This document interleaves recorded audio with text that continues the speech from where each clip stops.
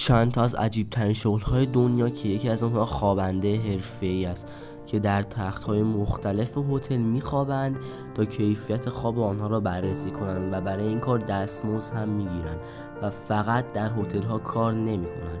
شغل بعدی آدامس شناسی که تهیه آدامس با کیفیت و طعم خوب که کار ساده‌ای هم نیست و نیاز به دانش مهندسان صنایع غذایی دارند.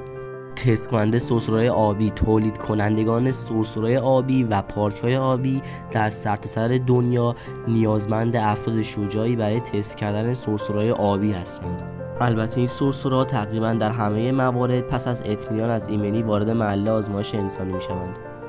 هول دادن مسافران قطار در سازمان حمل و نقل افرادی را برای هول دادن افراد در مترو در ساعات شلوغ روز استخدام می‌کنند تا با هول دادن آنها درهای قطار بسته شوند. این کار در حال حاضر عجیب‌ترین شغل دنیا محسوب می‌شود.